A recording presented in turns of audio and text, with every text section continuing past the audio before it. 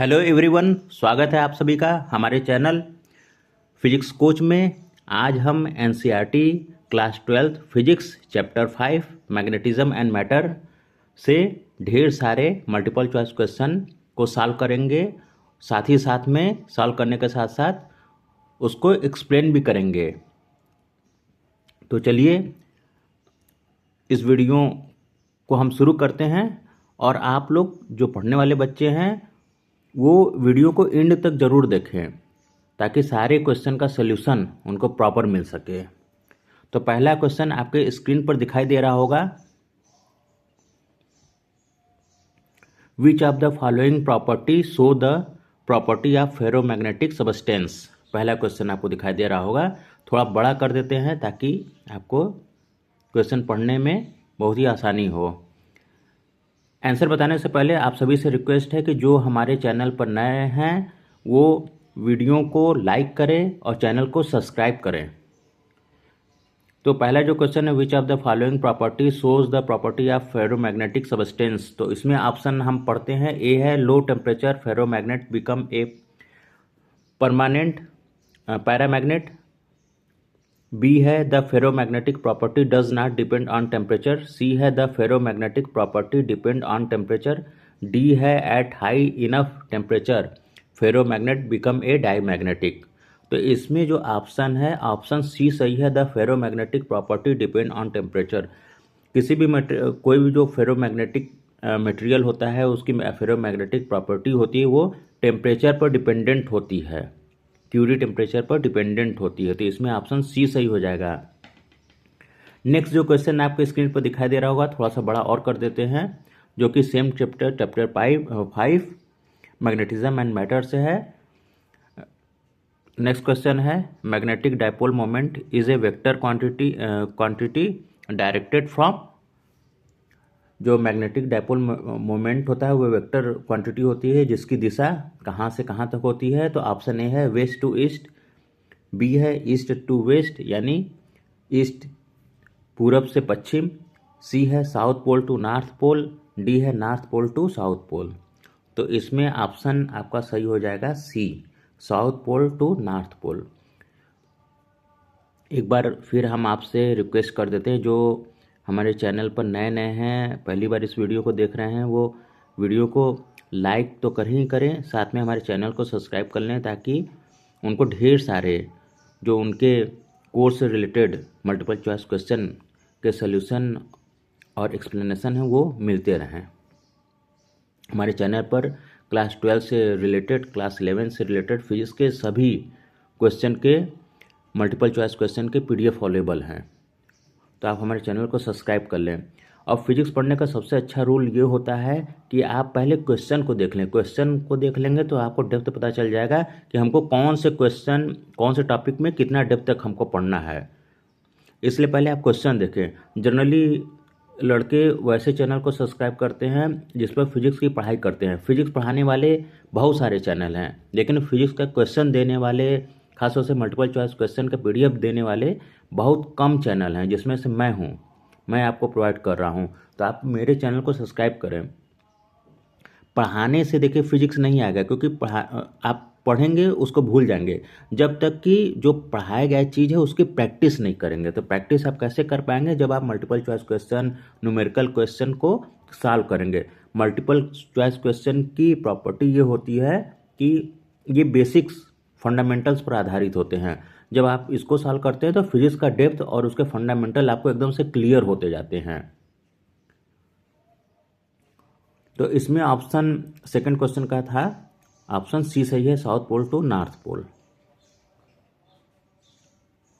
Third question है, the narrowest hysteresis loop is for. A है stainless steel, यानी जो हिस्टेरिसिस लूप होता है, आप उसको लूप को देख लीजिएगा गूगल पर सर्च करके कैसा वो दिखाई देता है। वो नैरोवेस्ट किसके लिए होगा? स्टेनलेस स्टील के लिए होगा। पर्म एलॉय या इसी को पर्म एलॉय, दोनों इसका प्रोनाउंसिएशन करते हैं। तीसरा है एलनिको। डी है कोबाल्ट स्टील। एलनिको क्या है? ये एक एलॉय है। एल से एल्युमिनियम, Ni से निकल, CO से कोबाल्ट, जिसको एलनिको बोला जाता है। तो इसमें ऑप्शन बी सही है, पर्म एलॉय या पर्म एलॉय, दोनों ही इसका प्रोनाउंसिएशन करते हैं, डिपेंड करता है व्यक्ति पर, रीजन पर। नेक्स्ट क्वेश्चन आपके स्क्रीन पर दिखाई दे रहा होगा, क्वेश्चन नंबर 4।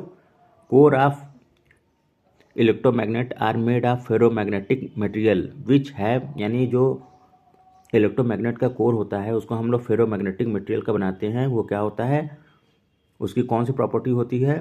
तो ऑप्शन ए है low permeability and high retentivity, B है high permeability and high retentivity, C है low permeability and low retentivity, D है high permeability and high retentivity. तो इसमें ऑप्शन बी सही है, जो परमानेंट मैग्नेट का कोर होता है वो फेरोमैग्नेटिक प्रॉपर्टी मटेरियल होता है, उसका हाई परमेबिलिटी होता है और हाई रिटेंटिविटी, परमेबिलिटी और रिटेंटिविटी दोनों हाई होती है।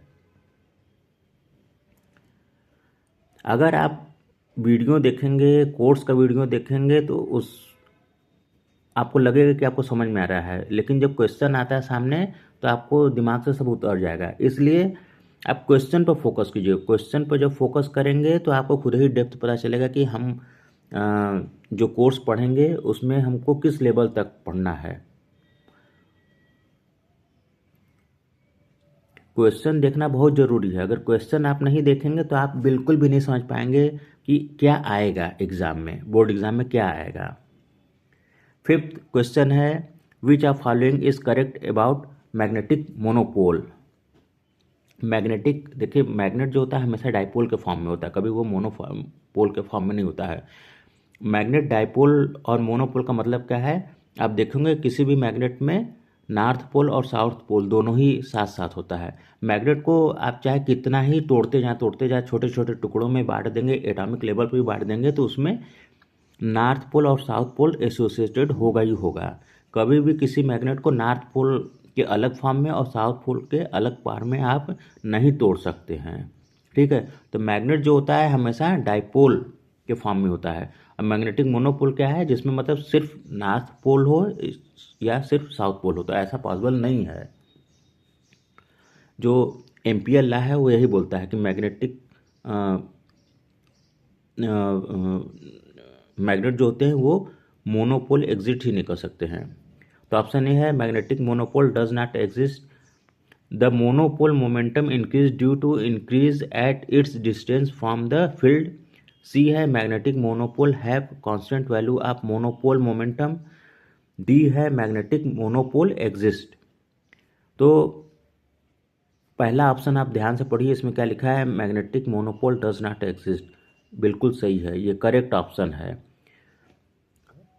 कभी भी मैग्नेट सिंगल पोल के फॉर्म में पाया ही नहीं जाता है, प्राप्त ही नहीं किया जा सकता है, ना बनाया जा सकता है। हालांकि एक रिसर्च ये भी कहता है कि इस ज़माने में कुछ लोगों ने मैग्नेटिक मोनोपोल प्राप्त करने का कोशिश किया है और शायद इसमें पाया भी है। और एक और चीज़ हकीकत है कि मोनोपोल शायद दूसरी जगहों पर भी पाया गया है, मतलब यूनिवर्स में। देखिए साइंस जो है बहुत ही सरप्राइजिंग होता है और कहीं पर भी कुछ भी हो सकता है कभी भी। अगर ऐसा हो जाता है तो ये थ्योरी गलत हो जाएगी। 6 line of force due to earth horizontal magnetic field are parallel and straight, B है एलिप्टिकल, तीसरा है कर्व्ड लाइन, डी है कंसेंट्रिक सर्कल्स। तो जो line of force due to earth horizontal magnetic field होता है वो हमेशा पैरेलल और स्ट्रेट होता है, ये बात आप हमेशा याद रखिएगा। एलिप्टिकल तो कभी हो ही नहीं सकता, कर्व लाइन कभी हो ही नहीं सकता, कंसेंट्रिक सर्किल के फॉर्म में नहीं होता है। कंसेंट्रिक सर्किल के फॉर्म में तभी होगा जब मोनोपोलैरिटी होगी। तो हमेशा पैरेलल एंड स्ट्रेट होता है। नेक्स्ट क्वेश्चन हमारे चैनल पर इस वीडियो का देखिए, आप लोग मुझे सपोर्ट ज़रूर कीजिए क्योंकि ये वीडियो हम आप ही लोग के लिए बना रहे हैं और हमारे चैनल पर ऐसे बहुत सारे कंटेंट आपको मिल जाएंगे, बहुत ही बढ़िया कंटेंट आप मिल जाएंगे। तो चैनल को सब्सक्राइब कीजिए और याद रखिए मैं तो ऐसे बीटेक स्टूडेंट को और पॉलिटेक्निक स्टूडेंट को मैं पढ़ाता हूँ, लेकिन मज़ा आता है पढ़ाने में 12th के लड़कों को। 11वीं और 12वीं का जो फिजिक्स है वो सबसे ज़्यादा क्रीमी और मस्त फिजिक्स है। 7वां question, the primary origin of magnetism lie in. A है intrinsic spin of electron, Pauli exclusion principle, C है नन, डी है पोलर नेचर ऑफ मॉलिक्यूल्स। तो इसमें ऑप्शन डी सही हो जाएगा, पोलर नेचर ऑफ मॉलिक्यूल्स के कारण प्रारंभिक रूप से मैग्नेटिज्म प्राप्त किया जाता है।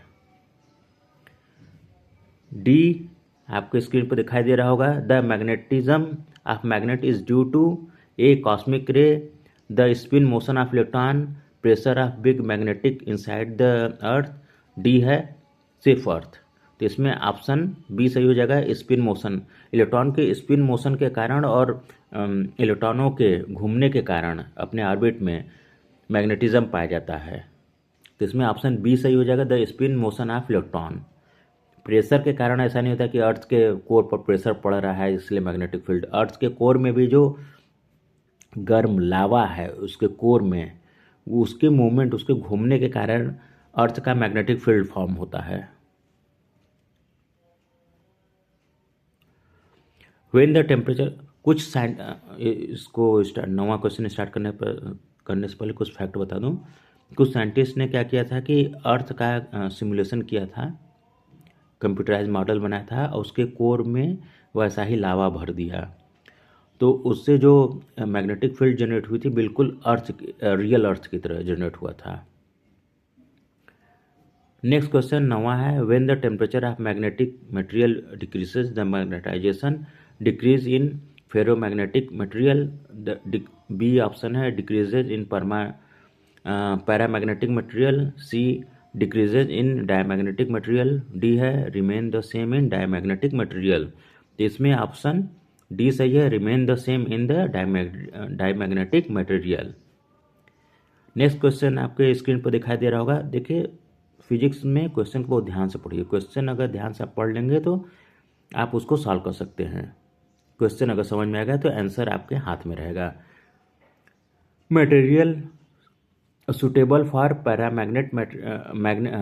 permanent magnet must have which of the following property। जो मटेरियल परमानेंट मैग्नेट के लिए सुटेबल है उसमें कौन सी निम्न में कौन सी प्रॉपर्टी होगी। तो पहला है low retentivity, high coercivity and low permeability. B option है high retentivity, high coercivity and high permeability. C है low retentivity, low coercivity and low permeability. D है high retentivity, low coercivity and high permeability. तो इसमें option B सही होगा, retentivity, coercivity and permeability तीनों high होना चाहिए। तो इसमें देखिए बी वाले में high retentivity, high coercivity and high permeability लिखा हुआ है, तो ऑप्शन बी सही होगा। 11 क्वेश्चन जो है इसमें देखिए the material is place in the magnetic field and it is through out of it, then the material is non magnetic, ferromagnetic, diamagnetic, paramagnetic. तो सीधा सा बात है, material is placed in magnetic field and it is through out of it, यानी कोई material है magnetic field में रखा हुआ है और जो मैग्नेटिक फील्ड ऑफ लाइन है वो एक्सपेल कर रही हैं, ठीक है, इसका यही मतलब है एक्सपेल कर रही हैं, तो वो कैसा होगा, डायमैग्नेटिक के प्रॉपर्टी होता है। तो इसमें ऑप्शन सी सही हो जाएगा, diamagnetic.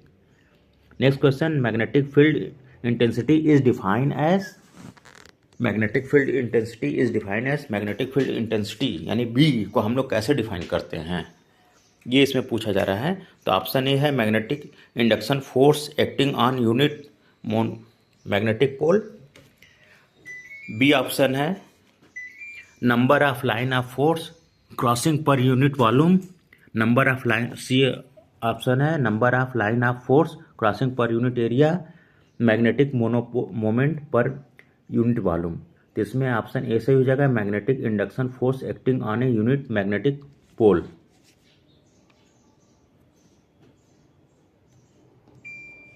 Next question, AC on कर रहे थे, उसी का आवाज़ आप लोग को ब्लिंक करते हुए सुनाई दिया होगा। चैप्टर 5 का नेक्स्ट जो हम लोग मल्टीपल चॉइस क्वेश्चन अब डिस्कस करने जा रहे हैं वो है 13, the primary origin of magnetism lie in A, electronegativity nature of material, B atomic current and intrinsic spin of electron, C Pauli exclusion principle, D polar and non polar nature of molecules.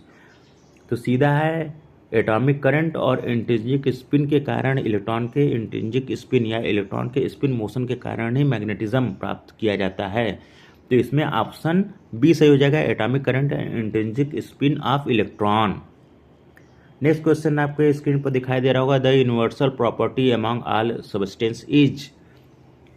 सभी सबस्टेंसों में जो universal property पाया जाता है वो क्या होता है, paramagnetism, ferromagnetism, diamagnetism, all of these.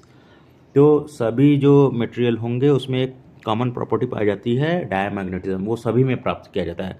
किसी में कम होगा, किसी में ज़्यादा होगा, ठीक है, किसी में कम होगा, किसी में ज़्यादा होगा। 15 क्वेश्चन आपके आ रहा है, if the magnetizing field on a ferromagnetic material is increased, its permeability is unaffected, may be increase और decreases, is decreases, is increase. तो इसमें ऑप्शन सी सही हो जाएगा, इज डिक्रीजेज।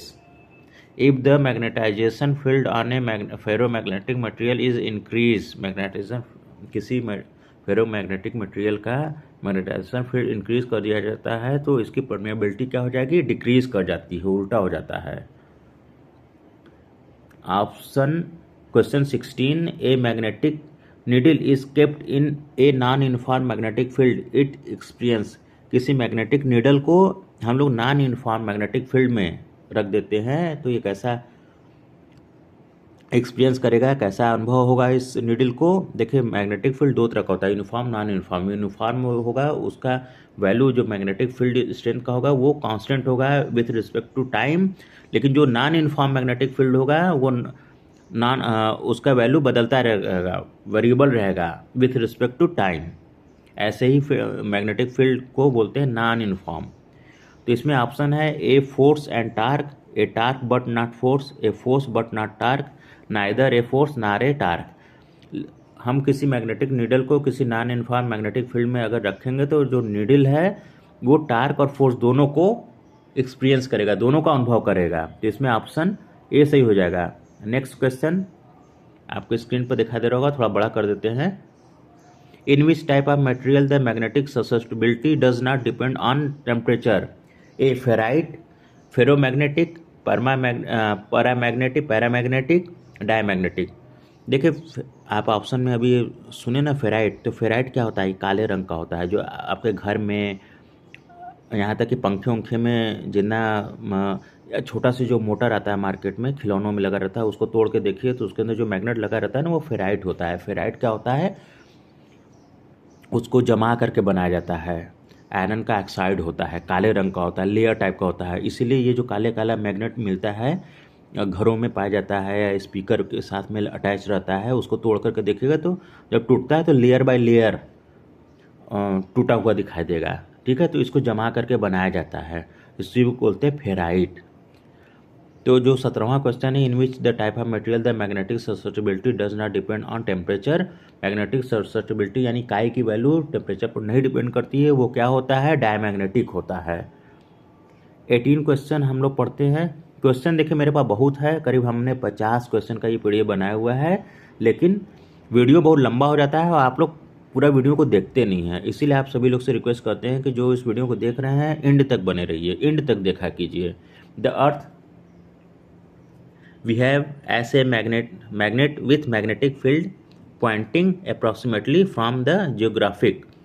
ऑप्शन ए है वेस्ट टू ईस्ट, बी है east to waste, सी है north to south, D है साउथ टू नॉर्थ। तो इसमें ऑप्शन डी सही हो जाएगा, साउथ टू नॉर्थ। तो इस वीडियो में हम इतना क्वेश्चन सॉल्व कर दे रहे हैं और सब क्वेश्चन नेक्स्ट वीडियो में हम लोग सॉल्व कर देंगे, जिसको अपने चैनल पर अपलोड कर देंगे, आप लोग उसको देख लीजिएगा। हमारे वीडियो को देखने के लिए आप सभी का धन्यवाद। Thank you for watching my video. Thank you दोस्तों।